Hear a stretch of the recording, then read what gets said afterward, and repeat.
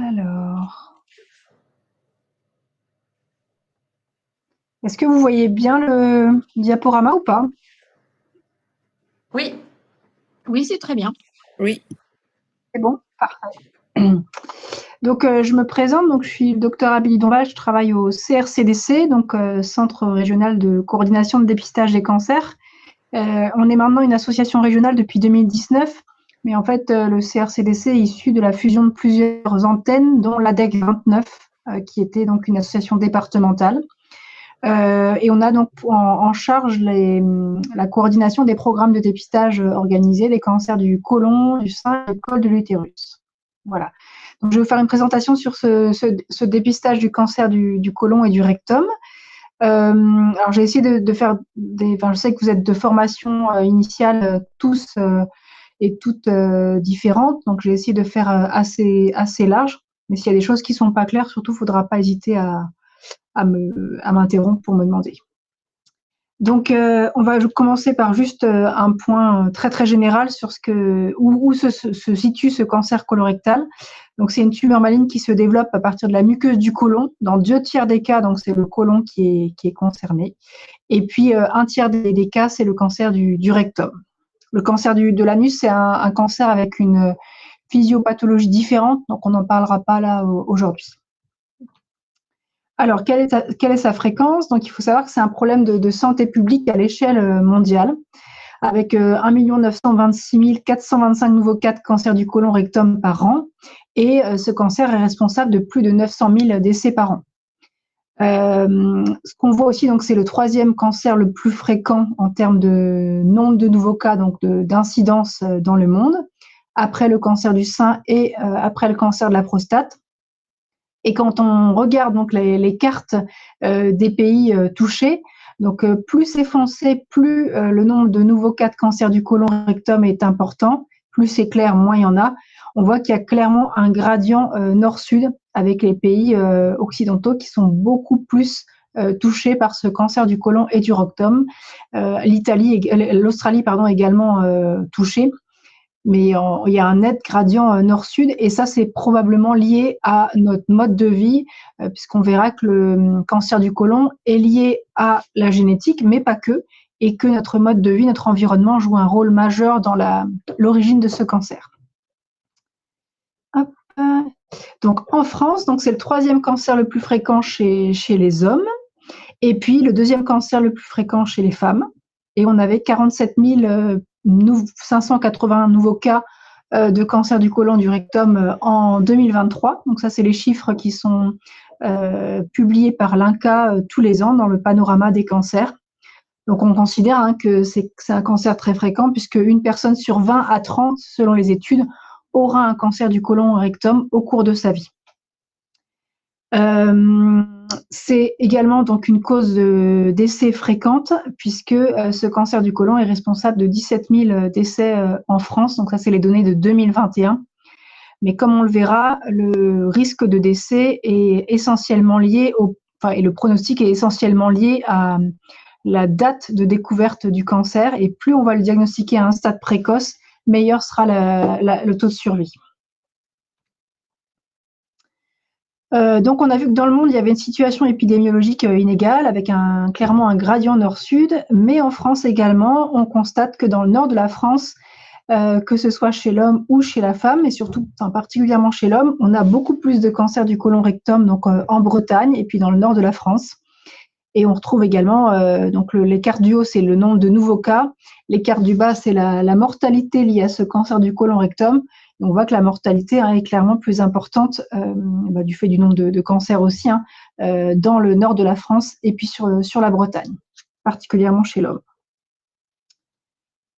Et ça, c'est probablement lié aussi à notre mode de vie, puisque l'environnement et le mode de vie a un rôle très très important dans l'origine de ce cancer.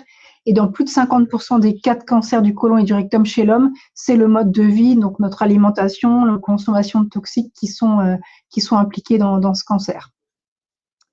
Donc en Bretagne, plus de 2350 nouveaux cas estimés par an.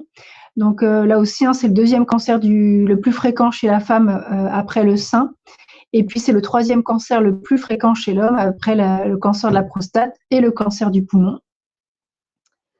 Chez la femme, on a des taux standardisés donc d'incidence qui sont à peu près similaires aux taux nationaux. Et par contre, on voit que chez l'homme, il y a plus de nombre de nouveaux cas de cancer du côlon rectum en Bretagne par rapport aux chiffres nationaux. En termes de mortalité, donc sur la Bretagne, le cancer du côlon et du rectum est responsable d'environ 1000 décès par an. Voilà, donc un cancer très fréquent et un cancer donc associé encore à une mortalité importante, surtout en cas de diagnostic tardif. Alors, qui est concerné par le dépistage du cancer du côlon et du rectum? Il faut savoir en fait que dans une majorité des cas, et contrairement parfois à ce que pensent certaines personnes et les patients, le cancer du côlon et du rectum, il survient donc de façon sporadique, c'est-à-dire qu'il n'y a pas de facteur de risque dans la famille, pas de cas dans la famille, pas de mutation génétique non plus identifiée, dans environ 65% des cas. Dans 20 à 30% des cas, on retrouve des antécédents familiaux de cancer du côlon ou de rectum, ou des polypes aussi de haut grade. Et dans 5% des cas, on a des syndromes de prédisposition héréditaire, syndrome de Lynch par exemple, ou la polypose adénomatose familiale. Et dans 2% des cas, le cancer survient en cas chez une personne qui a des antécédents de maladie de Crohn ou de rectocolite hémorragique. Mais on voit que dans une grande majorité des cas, en fait, le cancer du côlon et du rectum, il touche des personnes qui n'ont pas d'antécédents particuliers. Donc, ce qu'on sait aussi, c'est que l'âge et le mode de vie sont deux facteurs de risque réels.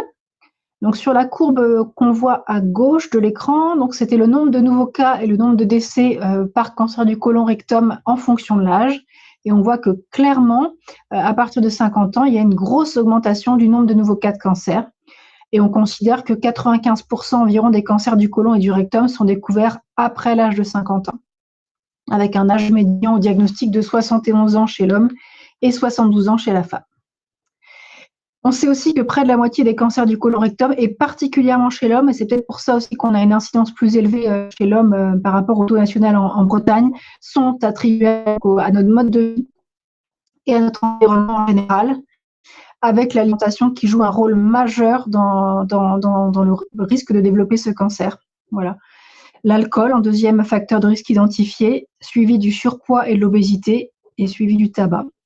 Et après, les expositions professionnelles et l'activité physique inférieure à 30 minutes par jour sont aussi des facteurs de risque reconnus, mais ils sont quand même beaucoup moins impliqués dans le risque de développer ce cancer.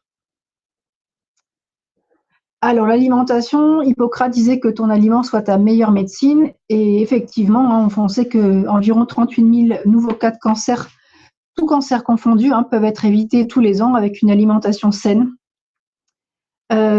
Et au niveau du cancer du côlon et du rectum, il y a près de 5600 nouveaux cas de ce cancer qui sont attribués à une surconsommation de viande et de charcuterie.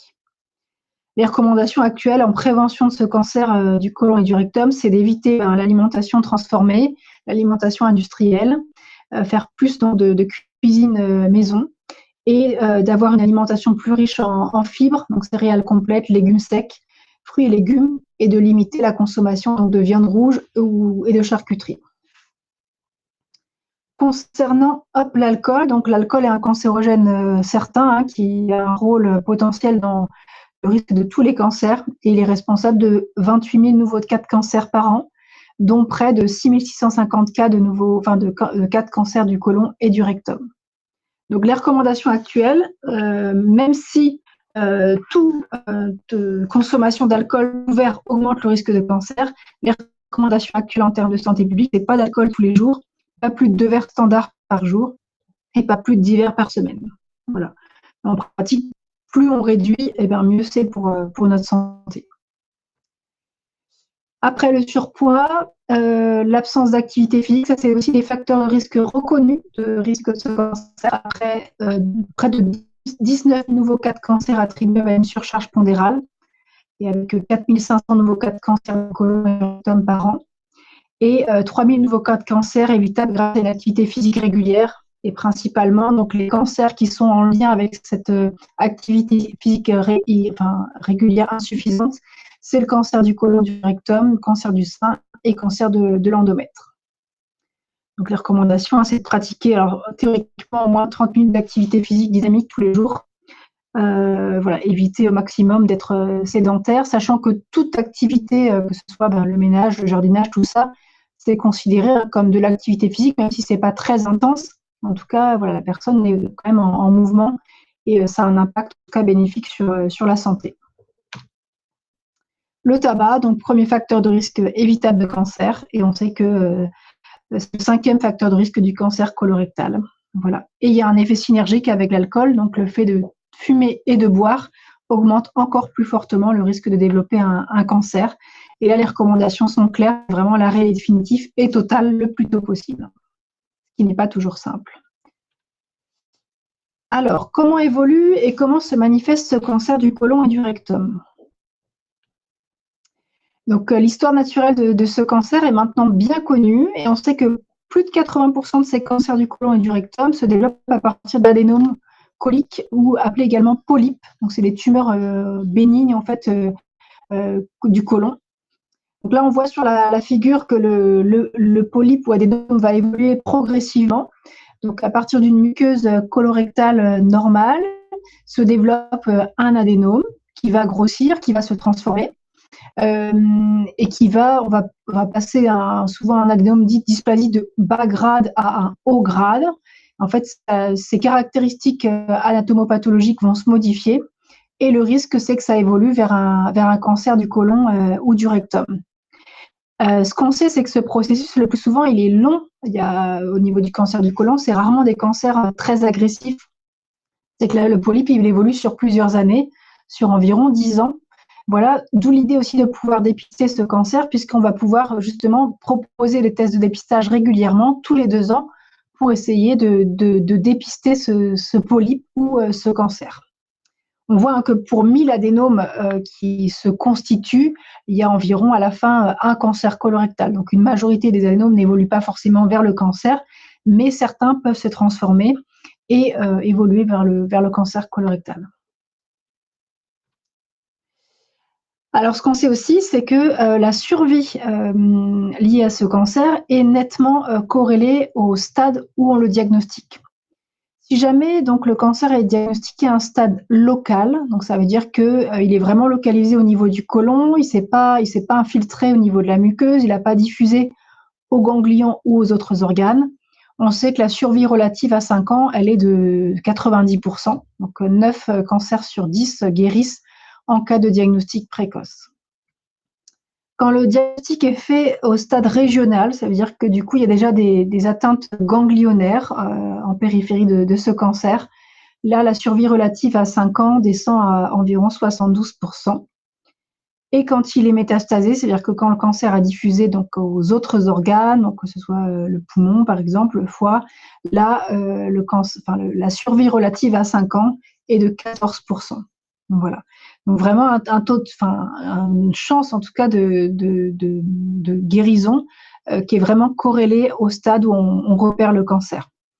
Et aussi la qualité de vie, puisque plus le stade de diagnostic va être tardif, plus les traitements vont être lourds pour le patient.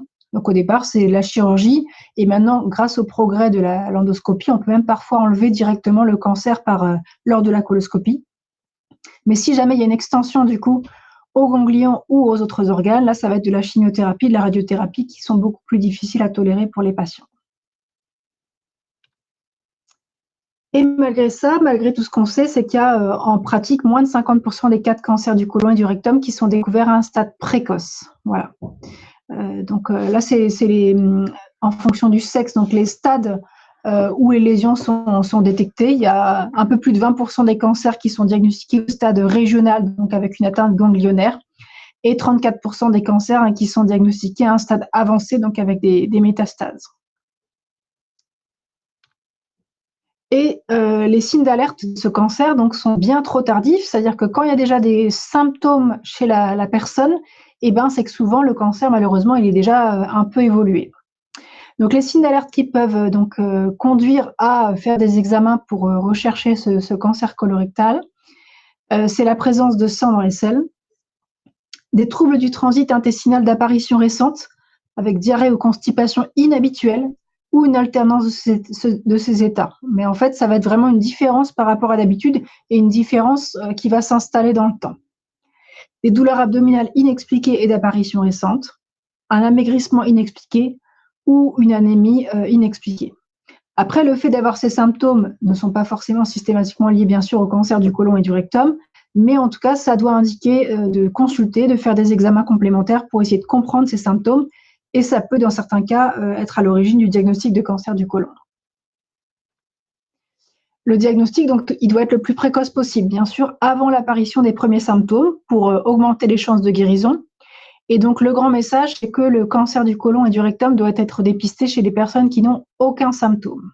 Voilà, si jamais il y a du sang dans les selles, il n'y a aucun intérêt à faire un test de dépistage. Il faut aller consulter, mais le test de dépistage n'est pas du tout indiqué, ne servira à rien. Alors, le dépistage donc, du cancer du côlon, du rectum, repose donc sur la recherche de sang dans les selles, sang qui serait invisible à l'œil nu, à l'aide d'un test immunologique. Et comme on l'a vu tout à l'heure, le plus souvent, donc, le cancer, il débute à partir d'un polype qui va grossir, qui va se transformer.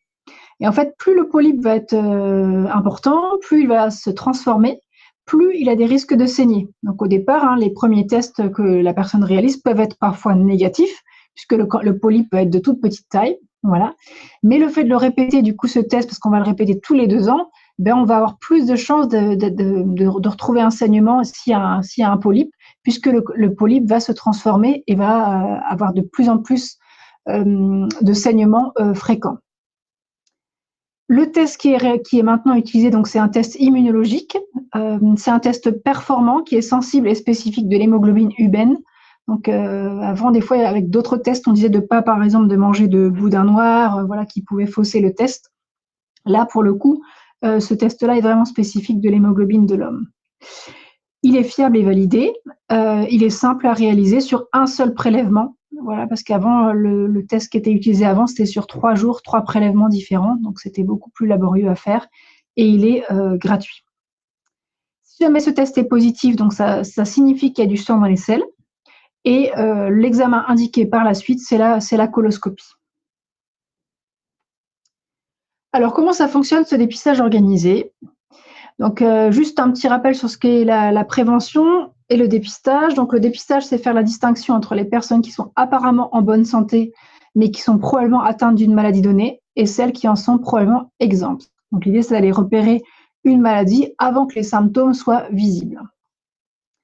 Et on distingue dans différents stades, on va dire, de prévention, puisque bien sûr, avant de passer de l'état de bonne santé à l'état de maladie, il y a souvent une phase infraclinique où la maladie va s'installer, où elle sera potentiellement dépistable, mais la personne n'aura pas encore de symptômes cliniques.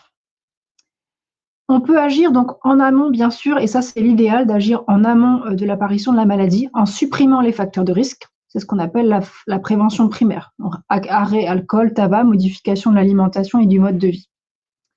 On peut agir en dépistant la maladie chez une personne qui est asymptomatique. Donc, c'est le dépistage. Et on parle donc de prévention secondaire. Et une fois que la personne est atteinte de la maladie et a des symptômes, bien sûr, là aussi, on peut faire de la prévention. Et c'est notamment la prévention des complications et des rechutes. C'est ce qu'on appelle la prévention tertiaire, qui est particulièrement importante en cancérologie, avec notamment l'activité physique, qui a vraiment un impact bénéfique sur les chances de guérison et sur la tolérance des traitements pour le patient. Alors, juste un bref historique de ce programme de dépistage. Donc, les premières expérimentations sur le dépistage du cancer du côlon datent de 2002. Et le premier test qui a été utilisé à partir de 2009 de façon organisée, c'était le test au Gaillac ou Hémoculte. Et depuis 2015-2016 a été intégré donc le test immunologique ou FIT test dans ce programme de dépistage. Et donc le FIT test a remplacé l'ancien test. Il est beaucoup plus fiable, beaucoup plus sensible et également plus facile à réaliser pour les patients. Et la dernière nouveauté là dans le programme de dépistage organisé, c'est que depuis le 1er janvier 2024, les invitations à se faire dépister sont émises par les caisses d'assurance maladie et non plus par le CRCDC. Donc ça, c'était juste pour vous montrer l'organisation générale du dépistage du cancer du côlon et du rectum. Bien sûr, il y a les professionnels de santé sur le terrain qui ont un rôle majeur dans ce dépistage, avec les consultations, la prévention, les soins et le suivi. Le CRCDC donc, va coordonner ces programmes de dépistage et va recevoir les résultats de l'ensemble des dépistages qui sont réalisés sur la Bretagne. Nous, on est financé donc entièrement par l'ARS, voilà. Et donc on dépend de l'ARS. Et après, donc on est en communication avec les caisses d'assurance maladie qui vont bien sûr s'assurer donc de la prise en charge financière des tests de dépistage, avec l'INCa qui va émettre les recommandations concernant le dépistage, et avec Santé publique France, puisque toutes les données issues de ce dépistage organisé donc, vont être bien sûr transmises au CRCDC. Et après, donc, il y aura des remontées qui seront faites de façon anonymisée pour pouvoir évaluer les programmes de dépistage. Donc, nous, on est basé sur Brest, voilà. Et donc, les missions rapidement du CRCDC, c'est d'informer et de sensibiliser au dépistage avec des actions de communication et de promotion, d'assurer le suivi des personnes en cas de dépistage positif, c'est-à-dire que pour tout test positif, on doit s'assurer que la personne a bien eu son résultat, et on doit s'assurer, par exemple, dans le cas du cancer du côlon, que la personne a bien un rendez-vous avec un gastro-entérologue prévu dans les semaines qui suivent. On a un rôle de formation et d'information auprès du grand public et des professionnels de santé, et puis un rôle de collecte des données aux instances telles que Santé publique France. En pratique, comment ça fonctionne? Donc, les objectifs, c'est de diagnostiquer une lésion soit à un stade précancéreux, donc c'est le polype, ou de diagnostiquer le cancer au stade le plus précoce possible pour améliorer le pronostic avec une lésion traitable et pour préserver donc la qualité de vie.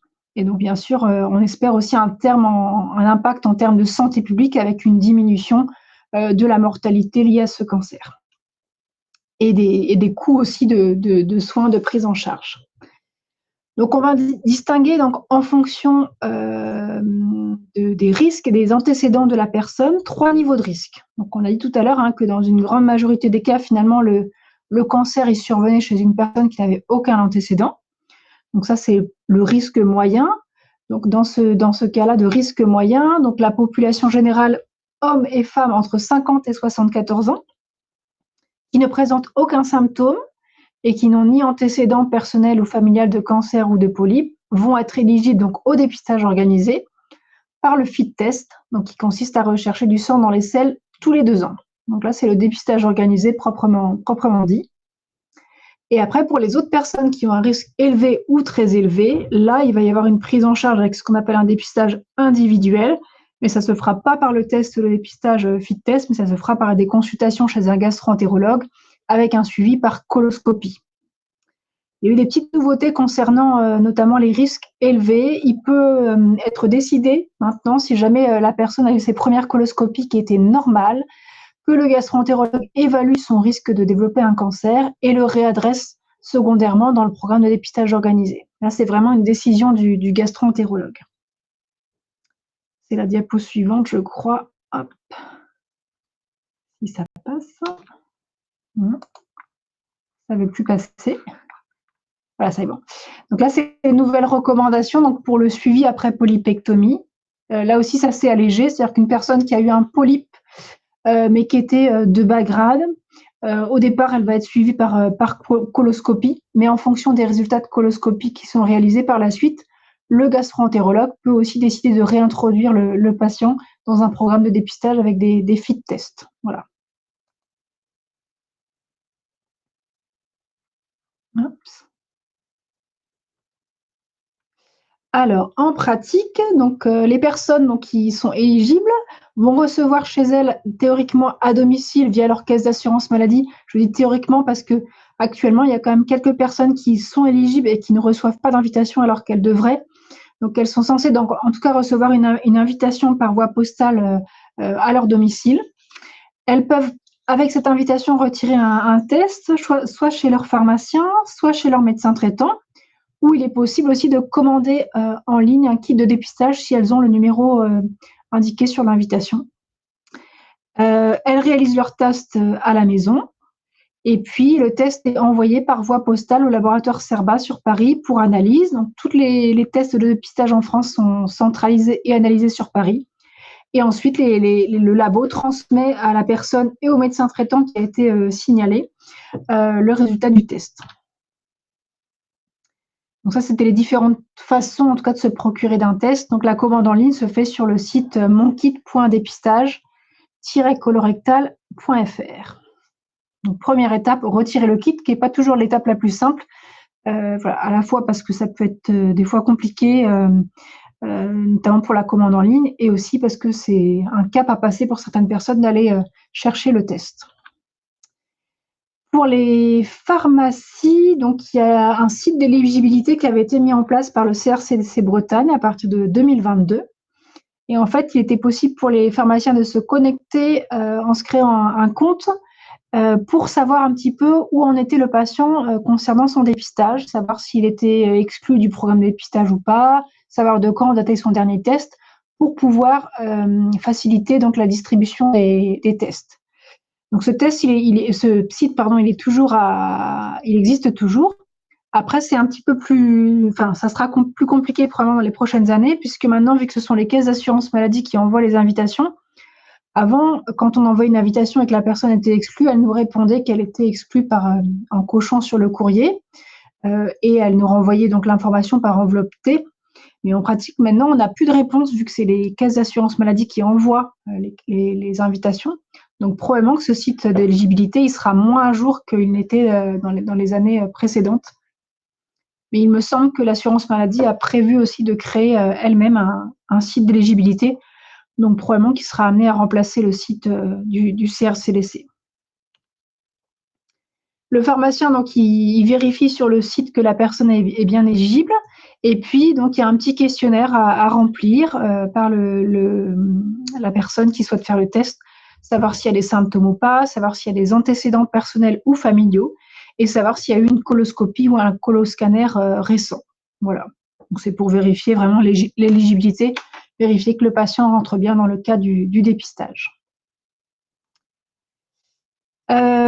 Concernant donc les pharmacies, le CRCDC, en lien avec la Caisse d'assurance maladie et avec l'URPS des pharmaciens de Bretagne, a mis à disposition sur le site internet du CRCDC une petite boîte à outils qu'on trouve dans Professionnels de santé, avec plein de documents qui peuvent être intéressants pour informer les patients et pour faciliter justement la formation et l'information sur le dépistage organisé.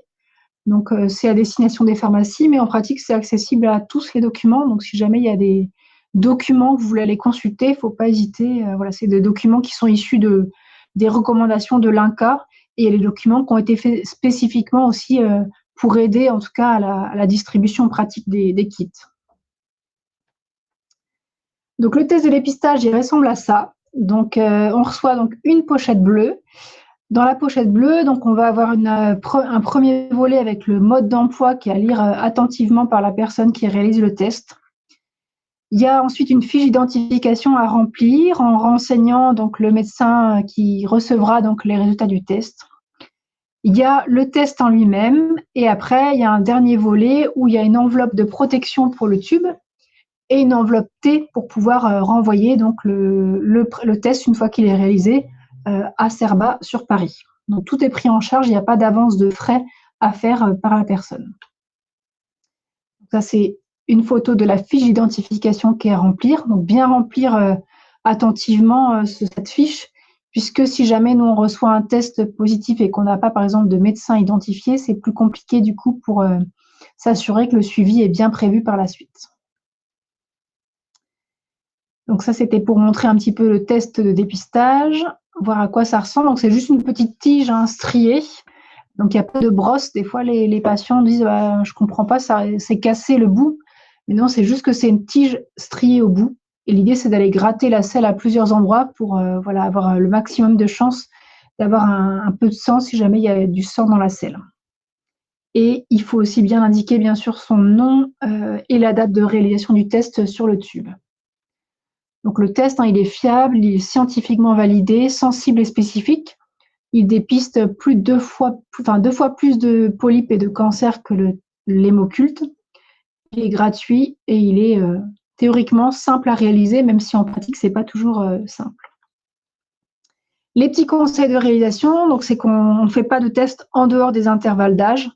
Des fois, il y a des personnes qui arrivent à se procurer un test à 48 ans, et ça va être refusé de toute façon dans l'analyse par le laboratoire.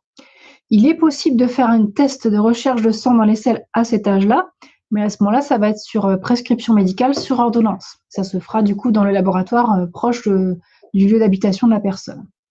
Après 74 ans, si la personne est en très bonne santé, elle peut aussi continuer à faire son dépistage par des prescriptions sur ordonnance. C'est possible. Il faut bien respecter aussi l'intervalle de 2 ans entre 2 tests. Si jamais on refait le test au bout d'1 an, le laboratoire peut refuser de faire l'analyse puisqu'il a déjà analysé le test récemment. Pour les femmes qui ont encore leurs règles, il faut éviter de le faire bien sûr en période de règles. Et pour les personnes qui ont des hémorroïdes qui saignent, éviter aussi de le faire en cas de crise hémorroïdaire parce que ça risque de fausser le test. Respecter un intervalle maximum entre prélèvement et envoi de 6 jours parce que normalement, ça doit être envoyé le plus rapidement possible après réalisation.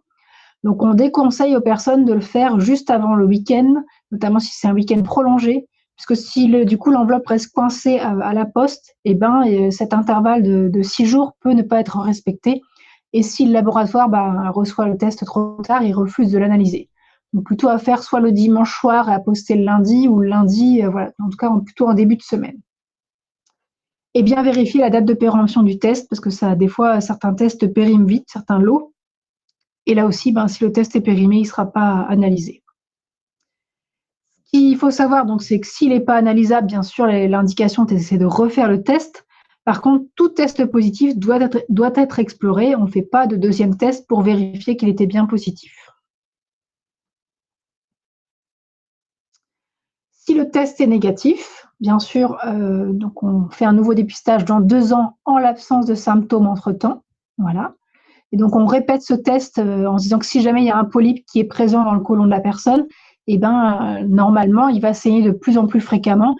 Et au bout de 2 ans, on peut espérer trouver un saignement si jamais il y a un polype qui saigne. Et si le test est positif, donc ce n'est pas une majorité des cas, pour le coup, des fois les gens sont très très inquiets, mais on a environ 3-4% des tests qui sont positifs, donc qui retrouvent du sang. Donc dans ce cas-là, il y a une indication à faire une coloscopie pour vérifier essayer de comprendre pourquoi il y a un saignement. Mais dans une majorité des cas aussi, on le verra, ce n'est pas forcément lié à un cancer. Voilà. Mais il faut aller explorer, il faut essayer de comprendre pourquoi on retrouve du sang dans les selles. Alors, qu'est-ce qu'une coloscopie? Donc, c'est un examen qui est fait par un gastro-entérologue grâce à un endoscope ou coloscope qu'on introduit donc par l'anus. Et on va aller explorer l'ensemble du côlon jusqu'au cécum. C'est un examen de référence pour le diagnostic des maladies du côlon, et en particulier les polypes et le cancer colorectal. Donc, le gastro-entérologue peut faire des biopsies lors de cette coloscopie. Il peut aussi retirer les polypes. Et c'est un examen aussi thérapeutique, à la fois parce qu'on peut retirer les polypes, mais aussi maintenant, grâce au progrès de l'endoscopie, il y a des cancers de petite taille qui peuvent être retirés dès l'examen coloscopique. Voilà. Donc ça peut être intéressant pour le patient, c'est quand même beaucoup plus facile de se remettre d'un examen, d'un retrait en tout cas du cancer par coloscopie qu'une chirurgie par la suite. Au niveau récupération, c'est quand même beaucoup plus simple. C'était des photos de polypes, du coup, qui sont vues à la coloscopie pour vous montrer à quoi ça ressemble. On a différentes formes de polypes. Là, c'est des polypes qui sont relativement faciles à voir, mais parfois, on peut avoir des polypes un peu plus compliqués à voir qui sont plus plans. Voilà. Donc là aussi, les techniques de détection des polypes évoluent, et il y a notamment l'intelligence artificielle maintenant qui est introduite dans certains centres pour faire des coloscopies pour essayer d'améliorer la sensibilité de l'examen. Alors, en synthèse sur le dépistage, donc le dépistage organisé du cancer du côlon rectum cible les personnes entre 50 et 74 ans qui n'ont pas d'antécédents de cancer du côlon, qui n'ont pas de symptômes. Donc, ces personnes-là vont pouvoir se faire dépister. Si jamais le test est négatif, donc elles sont invitées 2 ans plus tard. Si jamais le test est positif, il y a une indication à faire une coloscopie. Si jamais la coloscopie n'est pas faite pour X raisons, ça peut être parce qu'il y a une pathologie entre-temps qui est survenue, parce que la personne finalement n'est pas en suffisamment bon état général pour tolérer l'anesthésie et la coloscopie. Dans ce cas-là, il y a d'autres examens qui peuvent être renforcés, un suivi, qui peuvent être proposés et un suivi renforcé. Mais voilà, c'est hors recommandation. Sur la coloscopie, qu'est-ce qu'on va trouver? Eh ben, dans 50% des cas, on a une coloscopie normale. Donc le saignement, on n'a pas forcément d'explication à savoir pourquoi il y avait du sang dans les selles, mais en tout cas, il n'y a pas d'anomalie. Donc dans ce cas-là, la personne va être tranquille pendant 5 ans, puisqu'on considère que si la coloscopie qui a été bien faite était normale, il y a très très très peu de risque de faire un cancer du côlon et du rectum dans les 5 ans qui suivent. On va retrouver un adénome du côlon, un polype, dans 20 à 40% des coloscopies selon les études. Donc là, on peut l'enlever lors de la coloscopie et la personne derrière va être suivie de façon individualisée en fonction du type de polype et du nombre de polypes. Et on va retrouver un cancer colorectal dans moins de 10% des cas. Dans les dernières études là, sur la Bretagne, c'était environ 6% de cancer. Voilà, donc dans une majorité des cas, ce qu'il faut dire aux personnes qui sont inquiètes, c'est que on a 3-4% de tests qui sont positifs, mais sur ces 3-4% de tests positifs, il y a environ 6% de cancer, mais dans une grande majorité des cas, c'est soit des polypes, et c'est quand même important de les avoir repérés pour pouvoir les enlever avant qu'ils n'évoluent, ou ça peut être aussi dans la moitié des cas, une coloscopie qui est normale. Alors, je vais vous présenter maintenant les résultats de ce programme de dépistage en France et en Bretagne. Alors, juste pour vous montrer l'importance du dépistage, donc ça, c'était une étude qui avait été faite par le registre des tumeurs digestives du Finistère et la DEC 29, qui montrait un peu les stades de diagnostic de ce cancer en fonction de la participation ou non au dépistage. Donc, à gauche, on a le graphe avec les personnes qui se sont fait dépister. Et donc, dans 76% des cas, on avait des cancers au diagnostic qui étaient localisés. Donc, les graphes en rouge, c'est les cancers stade 4. Donc, stade 4, c'est avec un cancer étendu avec des métastases. Et puis, les premiers stades, stade in situ au stade 1, c'est des cancers localisés. Et parmi les non-répondeurs, donc, qui n'avaient pas participé au programme de dépistage organisé, il y avait quand même plus de 25% des cancers qui étaient diagnostiqués à un stade métastatique. Et ils considéraient qu'il y avait 52% de cancers à un stade avancé. Donc, on voit vraiment l'importance de pouvoir utiliser le dépistage organisé si la personne est éligible. Là aussi, il y a eu des études qui ont été faites à l'échelle nationale pour essayer de montrer l'intérêt, en tout cas, de ce programme de dépistage, à la fois sur le risque de survenue d'un cancer, parce que le fait de repérer un polype, ça va éviter que ça n'évolue vers un cancer. Donc, on voit en haut que sur les graphes, clairement, là, c'est la réduction du risque individuel de cancer selon l'âge. Donc, on a une nette diminution du risque de développer un cancer pour les personnes qui participent au dépistage organisé. Donc là, c'est selon l'âge d'arrêt sur le graphe de droite. Là aussi, l'idée, c'est d'arrêter le plus tard possible, d'aller bien jusqu'à 74 ans, voire au-delà sur du dépistage individuel, mais de continuer régulièrement à faire des tests de dépistage. Et le graphe du bas, donc c'était les risques de décès par cancer. Donc on voit que le fait de participer au dépistage organisé, là aussi, ça diminue le risque de décès par cancer. Les limites, c'est que la participation, elle est nettement insuffisante en France. Donc là, à l'échelle nationale, on a un taux de participation de 34,2%, un peu plus d'hommes que de femmes. Mais vous voyez, on est très très loin des recommandations, puisque à l'échelle européenne, les recommandations pour avoir vraiment un impact en termes de mortalité, ça serait d'avoir au moins 65% de la population qui participe à ce programme de dépistage organisé.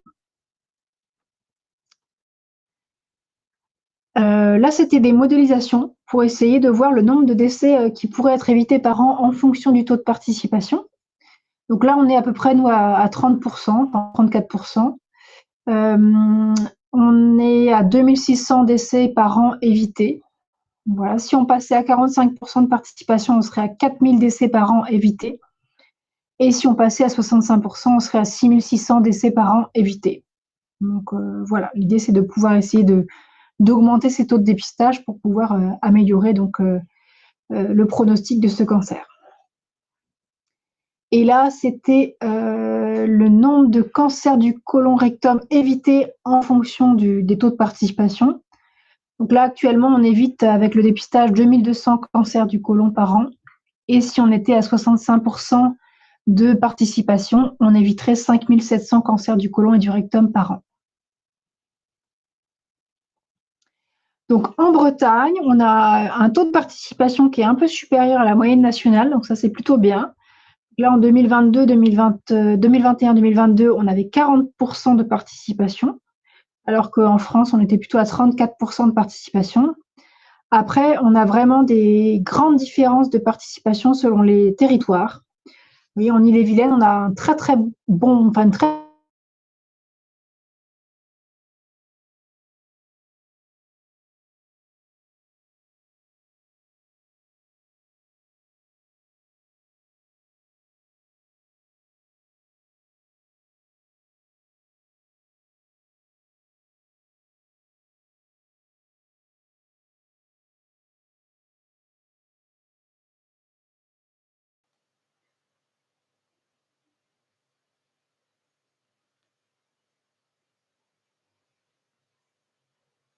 Je ne sais pas si c'est chez moi. On ne vous entend plus, docteur Abili Donval.